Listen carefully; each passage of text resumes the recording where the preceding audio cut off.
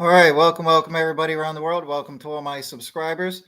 Now, I just wanted to share some wisdom with everybody here, some common sense, some insight, and some wisdom. I don't need to read any quotes or bore anybody with historical material and so forth.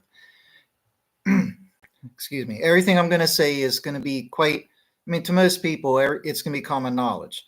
It just takes a little bit of perspective and insight to recognize and appreciate all of this. Okay, so this is for anybody, whether you're a Christian or if you're not a Christian.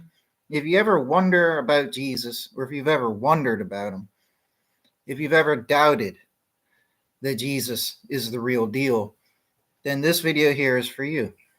So the very first thing that we have to point out that everybody should be able to recognize and appreciate is that Jesus is, without a doubt, the most influential human being that has ever existed on this planet. Ever. In all history. Ever. Even out of mythological figures, he is the most influential. He's most influential historical and mythological.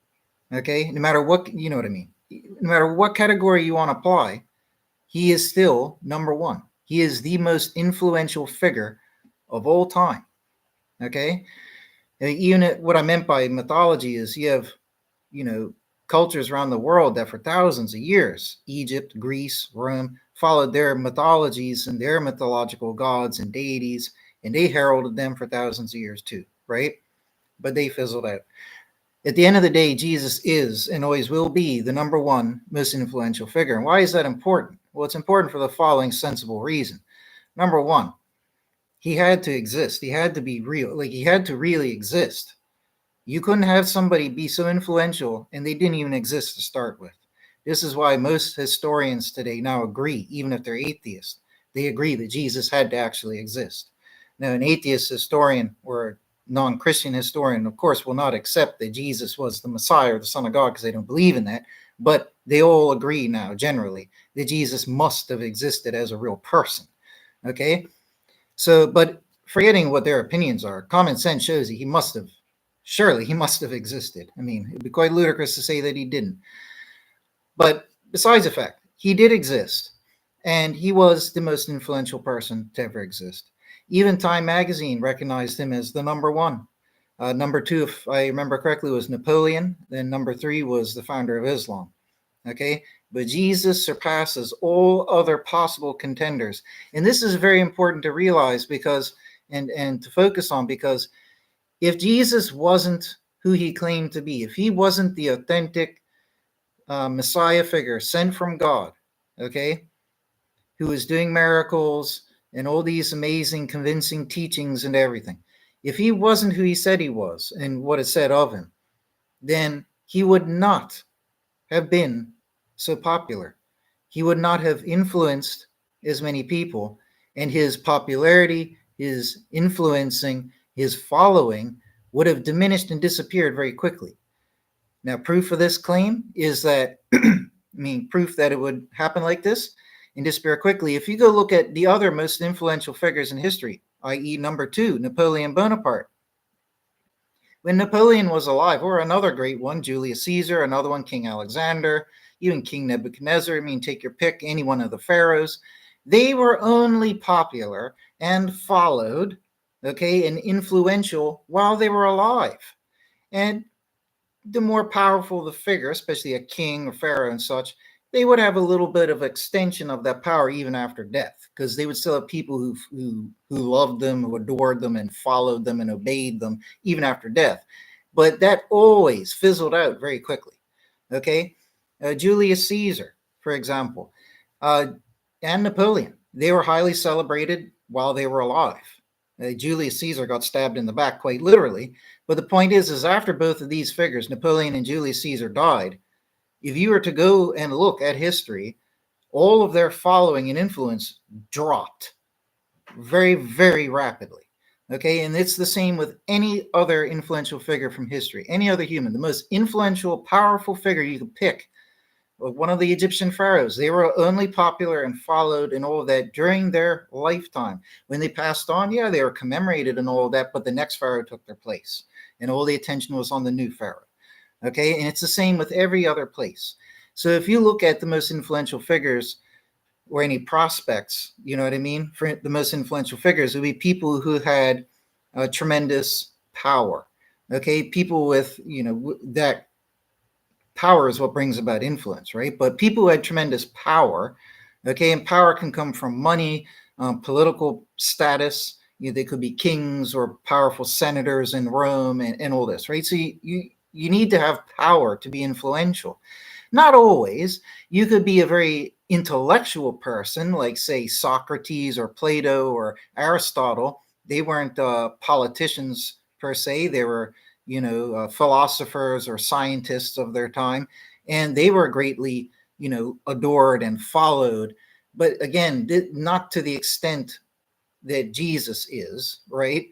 But more importantly, the fact, and they're still followed to this day. I mean, the things that they underlined, their philosophical or mathematical principles, are still utilized today. But no matter who you looked at, right, they had to possess some great um, quality, either great power, money, status, political position, um, or they could have been like a famous artist, you know what I mean? But you start getting to more obscure examples. At the end of the day, it comes down to power. Okay. And the most powerful, influential people are usually the rulers of kingdoms or religious figures or mythological figures. So if you go and take a look at the world, like I said, okay, and you look at all the other contenders, Genghis Khan's another one. He was extremely powerful and influential in his time, conquered a huge kingdom, had a lot of people following him. Even to this day, a lot of people recognize him for this and that there and his accomplishments over in, his region of the world.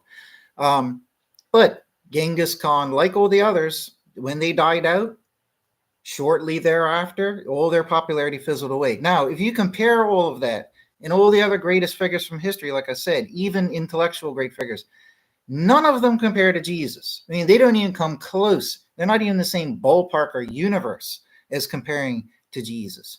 Okay? For starters, Jesus lived 2,000 years ago.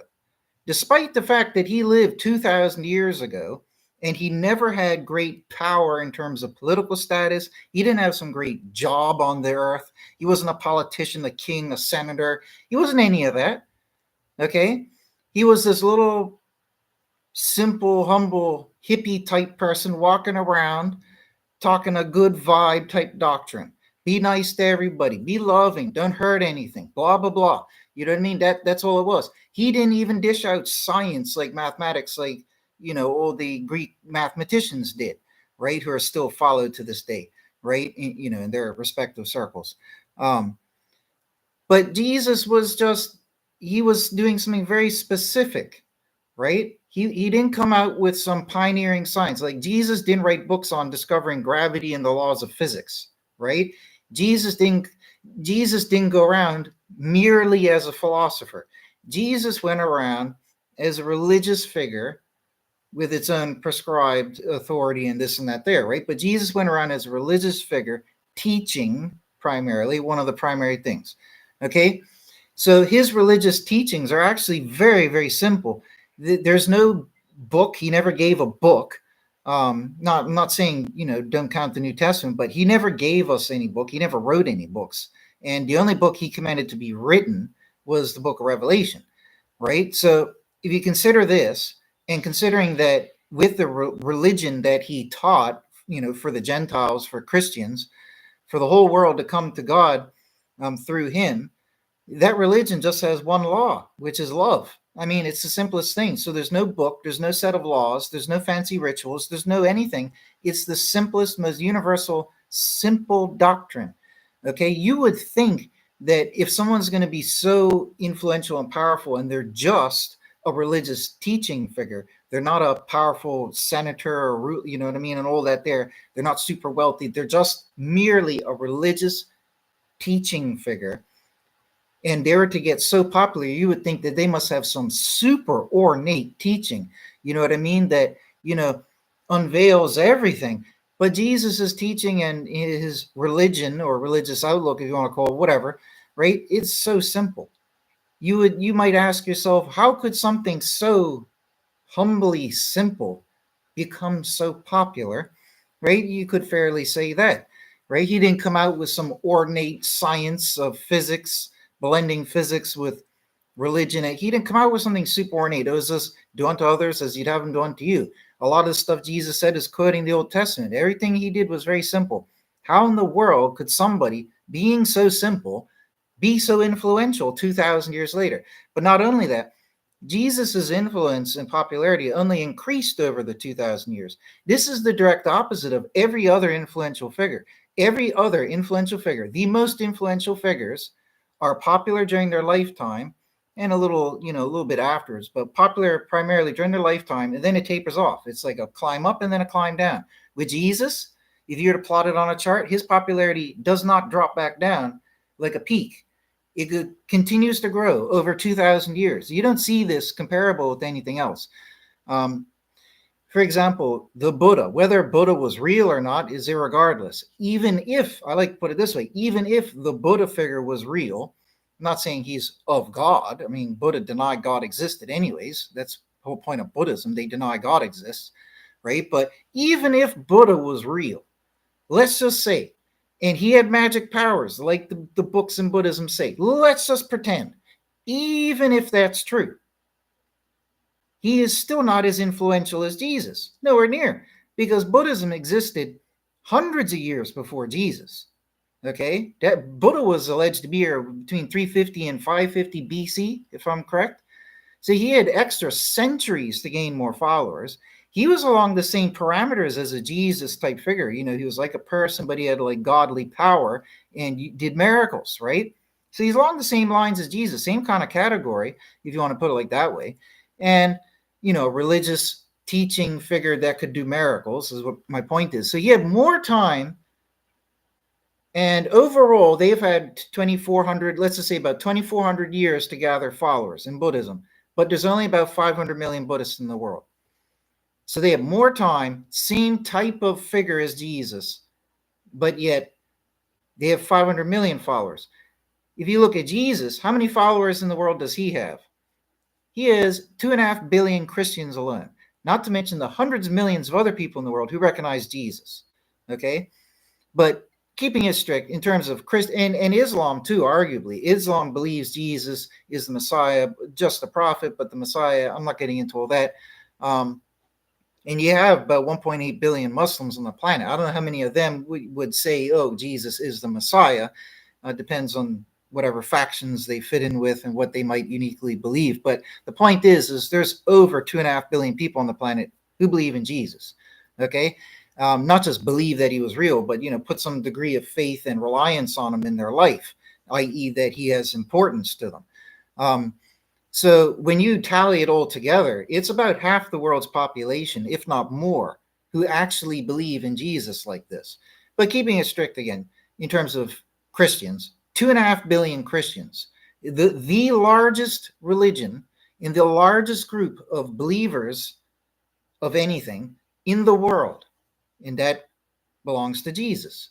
Okay, you know what I mean? That's because of Jesus. That's not because of Buddha. Buddha, 500 million. Okay, Islam has been creeping up there. They also have the highest, or one of the highest birth rates per household.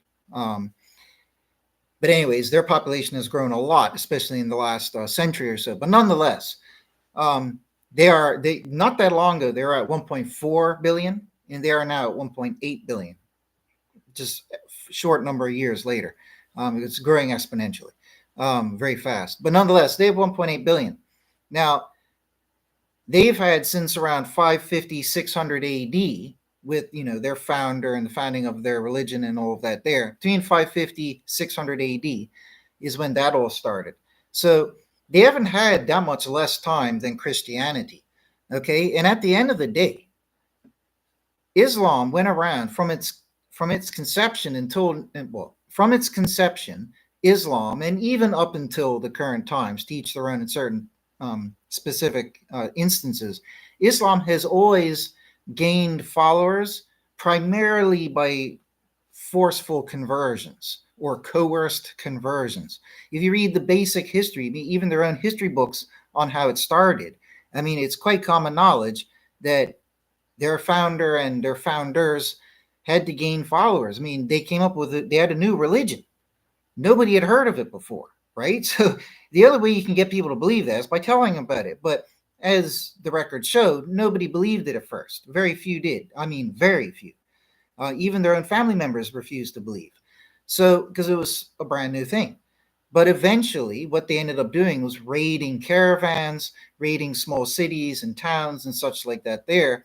And by, capturing captives and coercing people or forcing people or asking people to each their own to convert to their new religion, that's how they slowly absorb new followers. And then they made a rule, which is well known to this day, as it's taught in the Quran, that you cannot stop being a Muslim once you become a Muslim, or you face an extremely harsh penalty.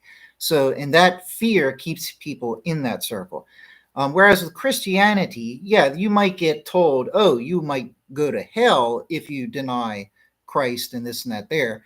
But you are not punished with death or other such things, let's just say, for denying that. Now, we did have the Dark Ages with the Catholic Church and all of that, doing forceful conversions and all of this, but that affected a few million people, I think it was. It wasn't they did do it across the world over time, but that doesn't represent all of Christianity. Christianity had about 300 years, okay, with the early missionaries when they went out to the most of the known world, to those peoples at the time, okay, throughout Europe, the western portion of Asia, whatever they call it, Middle Asia, I can't remember what it's called, Little Asia, whatever you call it, Asia Minor, something like that, Turkey and all those places, right? Upper Africa, the Middle East, even over to India. The missionaries did this for 300 years without any Catholic existence, right? Because the Catholic Church and concept did not occur until 300 AD or so.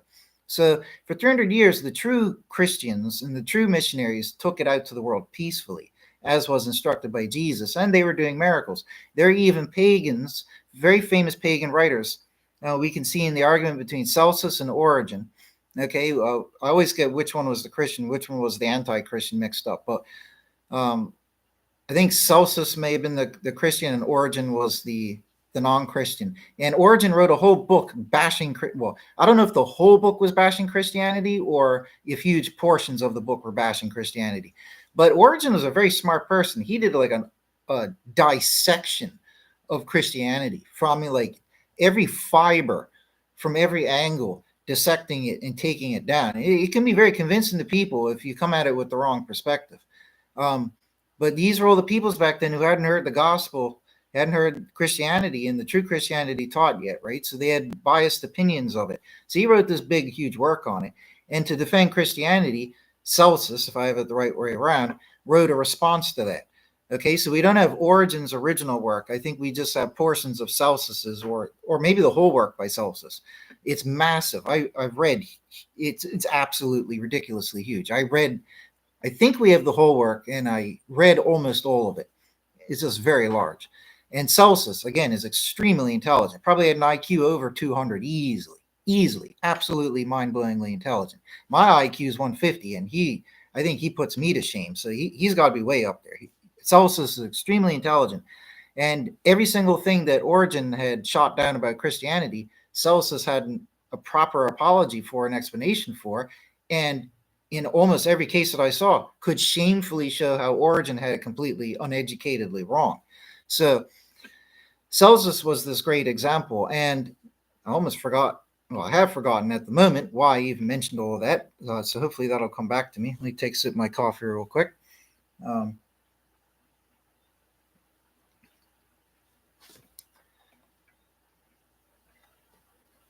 Thing goes through the contemporary witnesses. Yeah. So what Origen actually said is that, remember, Origen was the anti-Christian here. Origen said that Jesus did miracles, like he did miracles. Okay. Now, Origen and Celsus were alive within a century or so after Jesus. So they were quite contemporary to Jesus. We're talking about time of your great grandparents. That's not mythologically more ancient than yourself, right? That's a couple generations ago. This is what we're talking about here. They're very contemporary to when Jesus was on the earth. Okay. And Origen, the anti-Christian, is saying that, oh, it's basically common knowledge that Jesus did real miracles and that even Christians, his followers, are capable of doing miracles. So Origen testified to this. But Origen says they only do it because they're secretly practicing sorcery. Okay? And Origen went on to accuse Jesus of learning the dark arts of sorcery in Egypt, that Jesus went to Egypt and learned sorcery there, and then used that sorcery to fool everybody. Okay? This is what Origen said, and to do his magic. Okay, so the irony here is that we have the biggest and one of the smartest opponents to Christianity testifying and giving probably the best testimony ever to Jesus actually doing real miracles. And not just Jesus, but with all respect, more importantly, his followers doing miracles. And I say more importantly, and I think God shake my hand on that, because Jesus was special. If he doing miracles, okay, yeah, he's Jesus, he can do miracles. But if people who say, okay, I'm going to become a Christian, and they start being able to do miracles, that's a whole nother level. You could always claim, oh, Jesus was a special person. You know what I mean? Or maybe he came from another world and he has magic abilities we don't have here. You could come up with excuses for an individual. But when you have other people and anybody from any walk of life who just by becoming a Christian are able to do miracles, which is what happened after Pentecost back then. For a period of time, God blessed them with the power of the Holy Spirit to be able to do miracles as they went out and did their missionary work. Okay. And here I'm saying, we have Origen, the greatest opponent to Christianity, the greatest and most intelligent opponent, testifying that even the Christians were doing miracles. So everything the New Testament said about Christians doing the miracles had to be true, right? It was verified by that. So that's what I'm saying here. It's just, when you look at this contemporary evidence, when you look at the critics acknowledging that Jesus and the Christians did miracles, that edifies the reality here. Okay, and that, to me, that and other evidences from other quite contemporary sources of the time, there's more, and I have a video on this on one of my channels where I go into detail and read all the sources and all of that.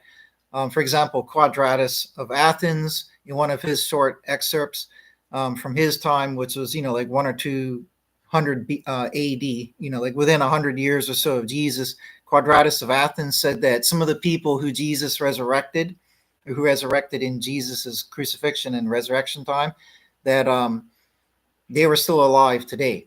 And people had met them, interacted with them and stuff, right? So there are contemporary witnesses. You will never hear anybody else talk about this because either they're hiding it or they're too lazy to go out and do the work themselves. But you can find it if you look hard enough. I found it.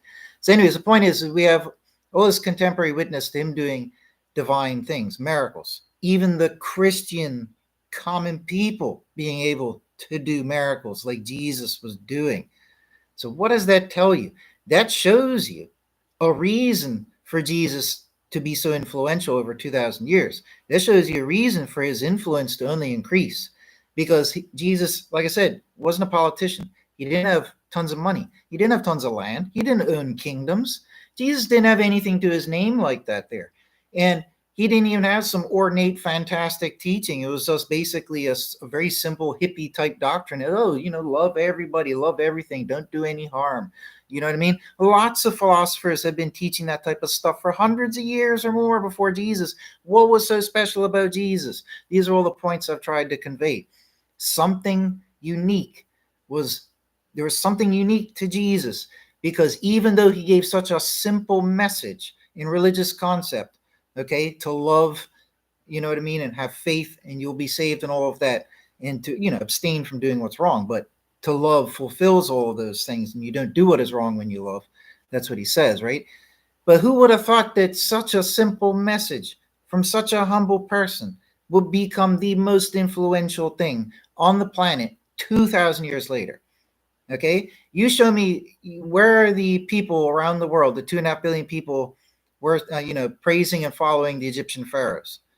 Where do you see that? Nowhere. Where do you see 2.5 billion people praising Nebuchadnezzar and the kings of Babylon, of ancient Babylon? You don't see that anywhere. Where do you see them praising Cyrus and Darius of Persia and Artaxerxes of Persia? You don't see that anywhere. These are some of the most powerful, wealthiest people ever to exist and walk on the planet. I mean, Darius had cloaks and garments made of gold. Like, they were literally, every fiber was made of gold. Like, these people are wealthy beyond comprehension. But where are their followers today? Okay, so clearly Jesus was not just a real person who existed, but he was a real magical person who had power. He had power, but not power like money and land and political status and position. He had power, divine power, and he showed that power with his miracles. And that's what made him so influential. Yes, his teachings are good and wholesome and righteous, and they are the divine way to salvation. But, okay, like I said, that's because the way to salvation is quite logically simple. Be good, be loving. That's all you got to do. Stop being bad. You know what I mean? That's just the way it is. It's that simple, right? So, but anyways, that's why he is the most influential person. And nobody will ever be able to take that title. Nobody will ever be able to take that crown. Even if Islam surpassed 2.5 billion, which is not possible because the end of days is going to be coming soon, God willing. But even if given another couple of decades or so, and say Islam's global population increases past 2.5 billion, past whatever the Christians are at the time, the fact is that, like I said, Christianity does not have a law or rule threatening you with a punishment in this life of any form if you abandon Christianity. However, Islam does. So there is an imperative for the individual in Islam to not leave.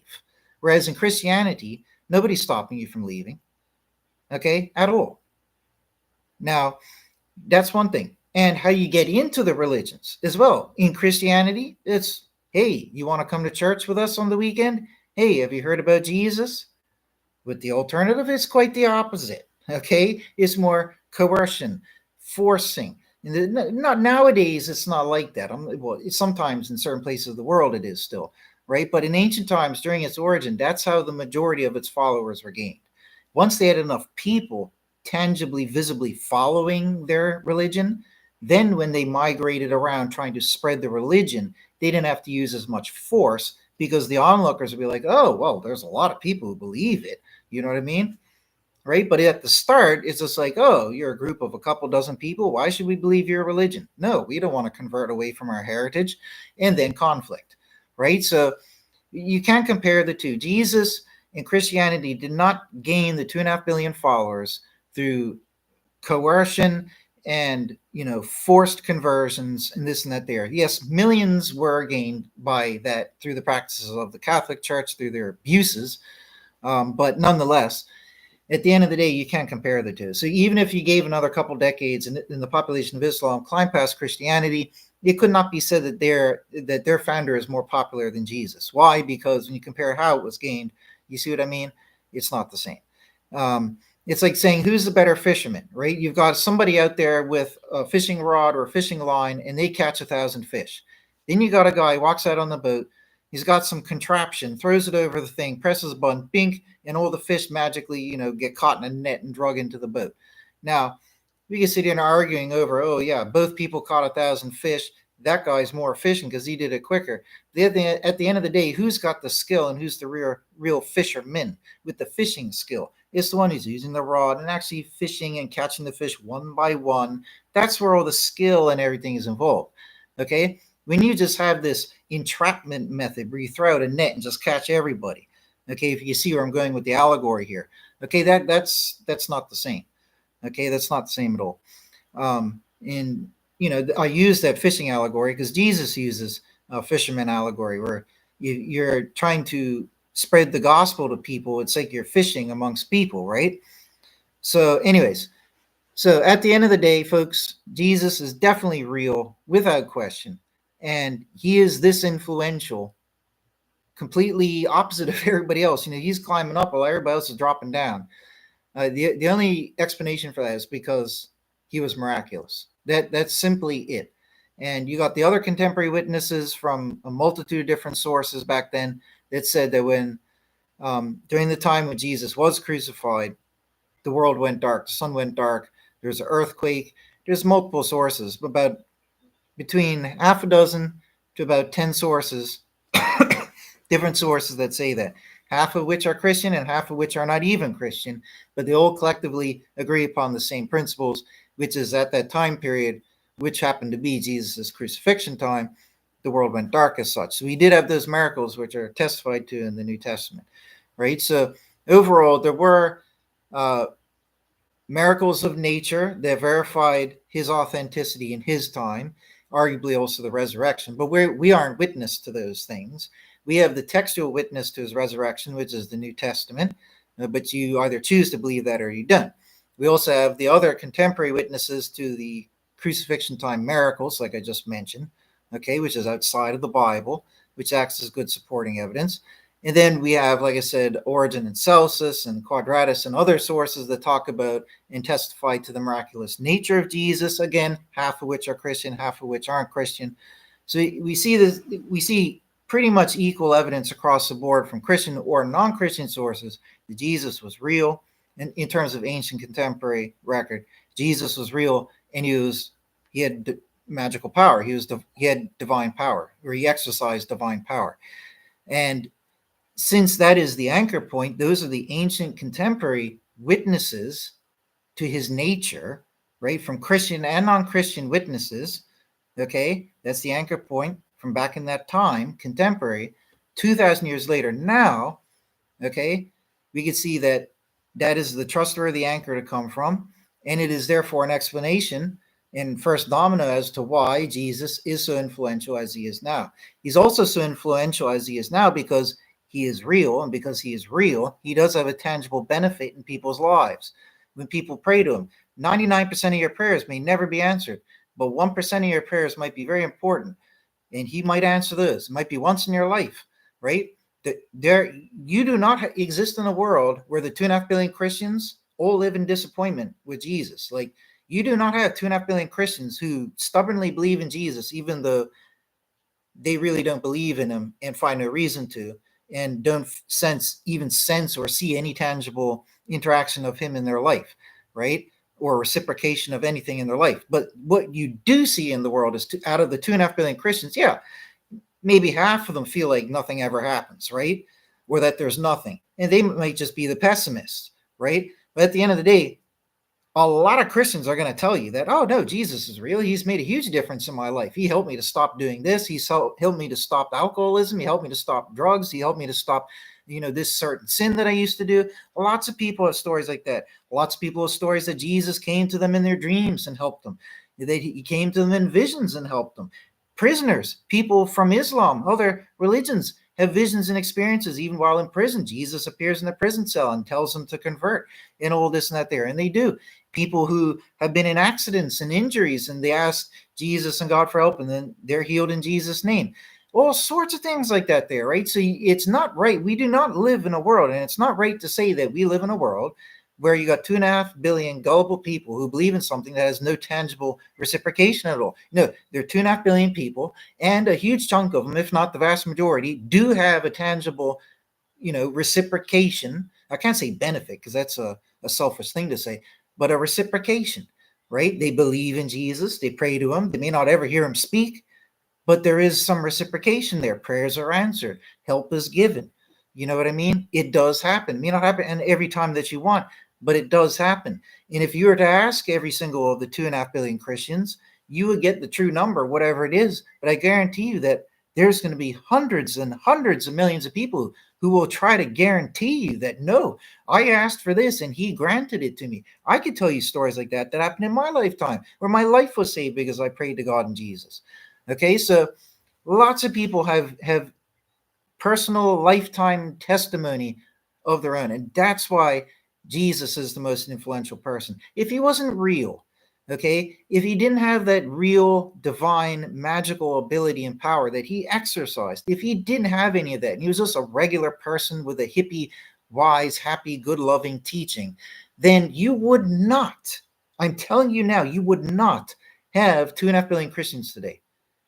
There may not even be a Christianity if Jesus didn't exercise miraculous power. And Jesus even said in the scripture, he says, if I don't do this, none of you are going to believe me, right? He says, I'm only doing these things because if I don't, you just won't believe me because you're that stubborn, right? And that's just the fact. If he hadn't done miracles at all, including, let's just say, even the resurrection, if no miraculous things occurred with Jesus, there would probably not even be a Christianity today. Because even though his teachings are wholesome and loving and this and that there, like I said, there's tons of people from the different nations who wrote wise teachings like that before, even contemporary to Jesus, who are teaching things like that. Okay? There's nothing that ornate or unique about what Jesus taught. After all, Jesus said, I came to fulfill the law and the prophets, not to take away from it, and all this and that there, right? I'm not getting into all those theological things. So that's the reality. He was that popular because he was miraculous. That's why so many people believed him when he was there, walking around teaching. Otherwise, he's no better than John. John's walking around telling people to repent, to reform from your sins, stop sinning, become a new person in order to have your sins forgiven. That's your baptism or reformation. Like it says about John. John was doing that. Okay. So what do we need Jesus for? You know what I mean? John's telling us the actual theological way to be saved that Jesus went on to confirm, right? So what did we need Jesus for? Right? If you see what I'm saying, right? Jesus added a layer to that John couldn't do. Jesus did divine godly miracles, which confirmed it all. John didn't raise people from the dead, but Jesus did. Once you raise somebody from the dead, then you can go around talk and talk.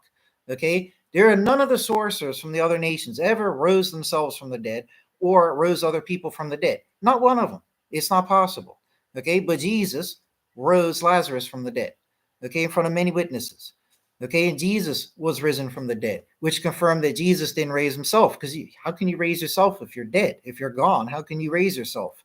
If you have the power to raise yourself, then why did you die to start with?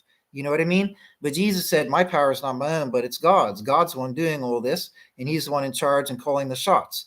Jesus was at the whim of God, so to speak. Okay, so, but he willingly went along with everything up until his death, right? That's why Jesus is so noble and honorable. Right? Even Kitty agrees. Isn't that right, Kitty? Right? There you go. If Kitty says so, then you got to believe it, right? But anyways, let me wrap this up because I've been waffling too long. But that's the reason why I've got to stress to people. It's because of the miraculous nature. If he hadn't done all those miracles, he would have just been some hippie type guy doing a hippie teaching. And as nice as it is, you would not have 2.5 billion people claim to be Christians with their lives being changed by, oh, just love everybody else. Yeah, that would have actually helped and beautified the world. Don't get me wrong. But you see my point, right? It's because of the miracles. There's even a verse in the New Testament that says, if Jesus didn't resurrect, then our faith is in vain. Okay, so all of these miraculous things, these aspects to Jesus' life here were very, very important to the whole purpose of everything. God wanted to prove to everybody that God is God, God is real, and God is in charge. And by Jesus being resurrected, okay, and by Jesus doing these divine miracles that only God could do, and by the crucifixion darkness, which is an astronomical impossibility, it's not a eclipse. Eclipses cannot happen at midday, and all those ancient sources said it happened at midday, so it wasn't an eclipse. So you have all these things that are even out of Jesus's control. Even the things that might appear to be in Jesus's control, like the miracles that he himself did, he said, I'm not the one doing them. It's by God's power. So none of these things are arguably within Jesus's control. They were all outside of Jesus's control. So we needed to have an outside source to verify that what Jesus was saying is real and that what he was doing is OG authentic and not some devil sorcery. And the only way that's possible is to do what no sorcerer could do, which is to be resurrected, because a sorcerer cannot resurrect himself. Nor would he have the need to if he had that much power, because he would never die to start with, or he'd just stop himself from dying, right? So that was getting back to my original point. So God resurrected Jesus. God confirmed Jesus that way. And by an external source, i.e. God confirming Jesus as legitimate, that adds further legitimacy, the greatest layer of legitimacy, to the case of Jesus. Okay, so Jesus doing miracles saying, I'm not the one doing them, it's God. You might say, well, why the heck should I believe you? You're probably some Egyptian sorcerer posing as a Jewish God, right? You might say that, and fair enough. I mean, you meet some Jewish guy walking down the road and he's starting to make, bread appear. You might think he's doing witchcraft. God probably wouldn't even blame you for that, right? But when he's teaching the righteous doctrine, when he's saying, I'm not the one doing these things, it's God, you might just say, okay, well, how can you prove that to me? Okay, well, one day I'm going to die and God's going to bring me back to life. Okay, and well, when that happens, there you go. That's your best proof. Because that's something outside of the person's control. Only God could do something like that because nature doesn't do that. When's the last time nature resurrected somebody? You know what I mean? So that miracle, which only the witnesses at the time got to see, was real. Okay, and that acted as a great anchor point of evidence. But the miracles that he did in his lifetime, as well as the resurrection miracle and everything, are what made it maintain and stay. Because if those miraculous things never occurred, then it wouldn't have stayed. There would be nothing to maintain and preserve over 2,000 years. That's my point. Okay, and I just want to drill that home for everybody and let it sink in. Because if you ever doubt Jesus, you cannot take any of this away from him. If you ever doubt Jesus or wonder about him, you just stop and think to yourself everything that I said and look at the world and say, oh, okay, well, about half the planet right now believes in Jesus. And 1/3 of the planet, Christianity, largest religion in the world, okay, they believe in Jesus, right? And how could they believe in Jesus? How could Jesus be so popular 2,000 years after he lived if all this wasn't real, right? The same things were said about Buddha, and Buddha had more time to gain more followers. Buddha had a peace-loving, hippie-ish doctrine along the lines of Jesus's. He did miracles along the lines of Jesus's, okay? But you got 500 million Buddhists versus 2.5 billion Christians. So, you know what I mean? There's no comparison. Absolutely no comparison. Jesus is clearly the real deal. And not only that, you could also throw into the mix, he gave prophecies that came true. Jesus said that after he died, the temple would fall. I mean, yeah, he's quoting Daniel, but still, Jesus claimed that after he died, the temple would fall and Israel would be overtaken, and that occurred. He also foretold that Israel would be reborn, and that occurred in 1948. It took almost 2,000 years for that to occur. A lot of people might say, oh, Jesus was a false prophet, but nope, the very specific, important things he said came to pass.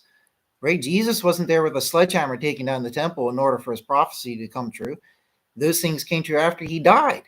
Right? So when you're factoring all these factoids together, you got to realize that these things show that Jesus was the real deal. And then you also have to realize, because most people, like myself, everybody will ask themselves, well, this doesn't seem like good enough evidence. Why is Jesus making it so hard for us to believe and so obscure and this and that there and this and that there? Well, before I forget, Jesus did say in a verse that I shouldn't show you signs, I shouldn't show you miracles. The law of Moses says that you shouldn't have to do that. There's no harm in doing miracles, right? But the problem is that false prophets can do miracles, right? So that's why it says you have to judge the prophet by what he says. If what he says come true, then he's a prophet, right? And you must continue to test, not just one off and you believe everything he says, right? But if what the prophet says does not come true, and there's different conditions, right? Because according to Judaism, right, everything has a good and a bad possible outcome. It depends on the people, and if they deserve, it goes to one or the other, right? So you have to factor in the forks in the road like that there and the variables, right? But again, I'm waffling too much off topic here, so I'm going to start forgetting what I was saying, what was important. Okay, but yeah, and the other things too. Another thing out of Jesus's control that is miraculous and that confirms all of this, and that even Judaism, opponents of Christianity, record themselves in their own text, is that after Jesus died, in the year Jesus died, for 40 years until the fall of the temple door, they had 3 omens.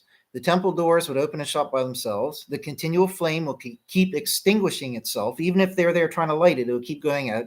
And on Yom Kippur, the scarlet thread would never turn white, right? So all these 3 omens show that God was rejecting them, okay, however you'd want to term it. But you know what I mean? He was displeased. He was going to punish them. He was about to reject them.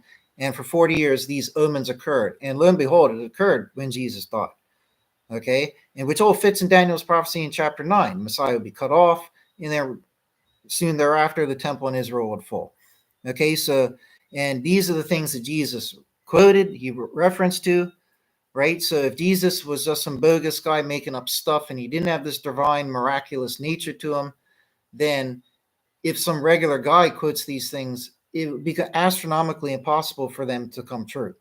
Okay? The Jewish temple standing, how do you know that it's going to fall down? You could say, oh, Daniel said it, I believe it, and you say it, but then you're hinging all of the possibility of it occurring on what somebody else said. So if you're a charlatan, that's putting too much risk in something, you know what I mean? So what this all shows logically is that Jesus is authentic, right? The reason he did put that trust in quote Daniel is because he knew it was true and it would come true. So that's what Jesus did. He quoted Daniel, the temple in Israel would fall, but Jesus added his own element into it, where Jesus testified how he was the Messiah, so that after he would die, like Daniel says, after Messiah is cut off.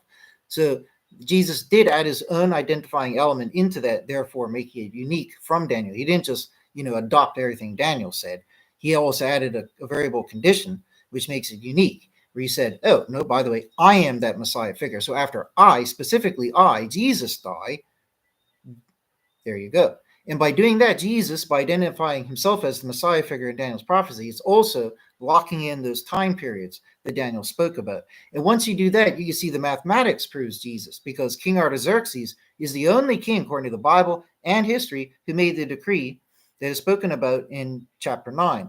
And the basic arithmetic that a 10-year-old child could do shows you that 483 years later, after 457 BC, comes to the year 26 AD when Jesus died. Now, seismologists in science have also confirmed and verified that in the year 26 AD, from seismological records, they can see there was a great earthquake that took place in that region where Jesus was, okay, which backs up what the New Testament says, that there's a great earthquake at Jesus's crucifixion, okay, which also agrees with the other contemporary ancient texts that say that the sun went dark and there was an earthquake at the time. Okay, so you see what I mean? Like, all the stars align here, all the great contemporary evidence, all the miraculous nature serving as evidence, okay, all the logic and the common sense shows you that Jesus was the real deal. When was the last time? This is another important point. When was the last time you had somebody like Jesus walking around doing magic and stuff like that? If you want to believe Buddha was real, then Buddha was the last time that happened. Okay? And again, if you want to compare Buddha to Jesus, I've done that a million times already in this video. Buddha loses out. Jesus was more popular. Okay? 5 times as popular in less time. Okay? So, and he had a better doctrine, because Buddha says there is no God, that we're God. And Jesus is like, no, God is God. You didn't create yourself. God created you. And then you think about God. You know what I mean? Well, Buddhism says, oh, no, you're born. You start to think it. Then you think, oh, there is no God that created me. I must be God. That's Buddhism. Right? So anyways, you compare the two religions, Christianity is better, wiser, and all that anyways, right? But there's nobody else on the planet who is in the same category as Jesus, or arguably Buddha. There's no other figures. And Buddha never I don't know, I can't recall the mythology that well off the top of my head at this moment, but I know they believe they don't believe in God, but they believe that Buddha had attained Godhead and Godhood. He was one of the Bodhisattvas, enlightened ones, and all of that there. I haven't brushed up on the terminology in a while, right? But I don't think off the top of my head that Buddha resurrected himself. Okay? I don't recall. But I think according to what they believe, he might be able to do that. But even if they say he's able to, I don't think offhand there is any record, even in their own myths, that Buddha died and then resurrected himself, right? After all, Buddha's not going to die and be resurrected by God, because they don't believe in God, right? So Buddha would have to resurrect himself. But then you get back to my point. If Buddha can resurrect himself, why the hell would he need to resurrect himself? Why would he die in the first place? What's the need for? You got that much power, and you don't believe in God. What the hell's the point in dying in the first place? Hello? You know what I mean? If you got that level of power, you want to just renew your body. Remove some of the wrinkles. You know what I mean? Freshen up some of your cells. Instead of getting old and dying, or dying from an injury, or however Buddha may have died, and then resurrecting himself. It's just kind of ignorant. You know what I mean? That's like saying, oh, I'm going to drive a car, wait for it to run out of gas, and then I'm going to push it to the gas station, fill it up, and then continue driving it. You know what I mean? No, you go to the gas station, you fill up the tank, and then you drive the car. You know what I mean? That's what you do. That's logic and common sense. So I think using logic, Buddha did not resurrect himself, nor would he have. It's an illogical story. And there's nobody else that even fits those shoes like Jesus did. Okay? And I was being as kind as possible, considering Buddha, hypothetically, for the case of this argument, as if he might be real.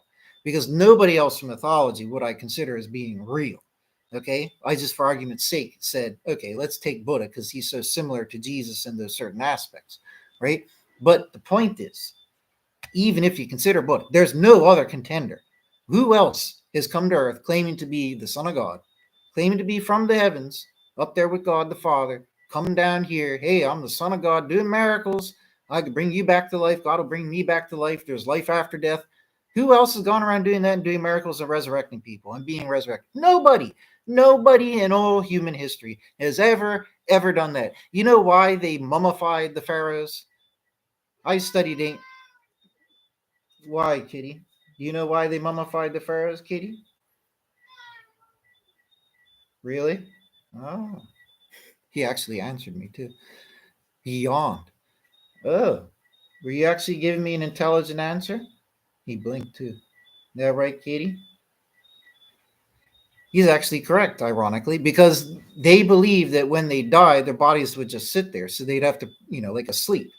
So they would preserve the bodies. The spirit would have gone to through the realms in the underworld, passing the trials, like they say in the Egyptian Book of the Dead, right? But they believed in resurrection. The Egyptians believed in bodily resurrection, right?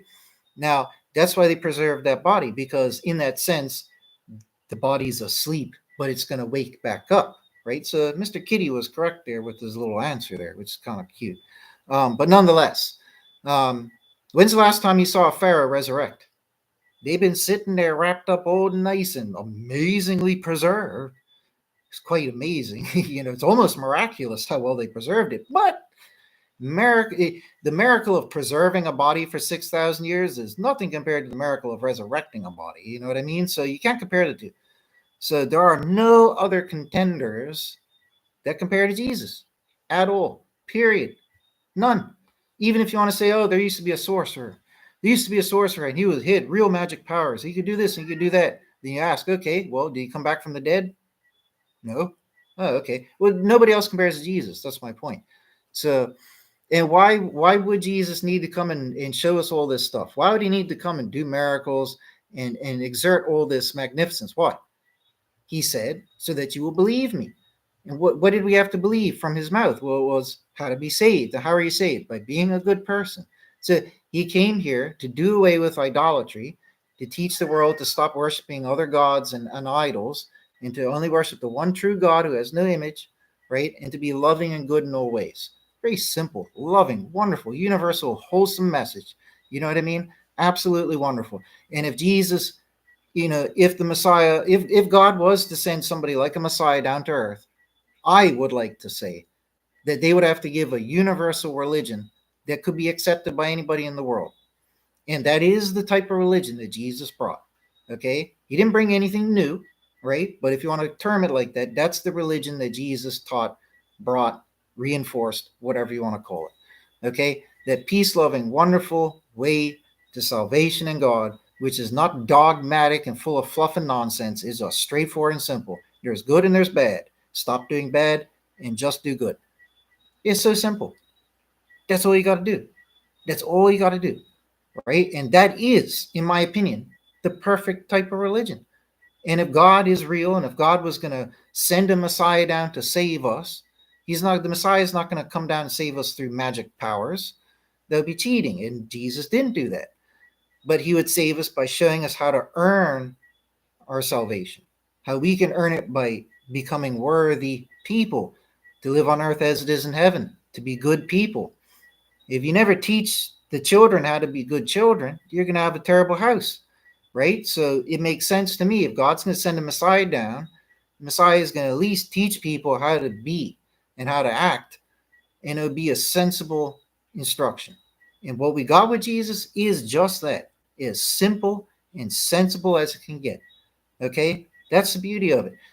Stuff like you get in Buddhism, sit down, this whole book of mantras, you got to say these mantras facing east, counting the beads in your hand, one lock of hair, facing the river, after you dipped your head in sandalwood powder 5 times on a full moon. And trust me, they're like that because I've read them all. Okay, none of that stuff to achieve salvation. You don't need anything. Nothing physical, nothing ritual, nothing, anything whatsoever, absolutely anything at all. All you need is yourself and God. God's always going to be there. All you need is yourself and commune to God. Ask God, pray to God. Jesus is our mediator. You go to God through Jesus, right? Nobody gets to God without going through Jesus, right? So it's very, very simple. Anyways, take care, folks. God bless. I got to go. And thank you for helping out with the video today, Mr. Kitty. Do you have anything else to add? Meow. Meow. Hey, kitty. What do you think? Meow. Anyways, ignore me. Anyways.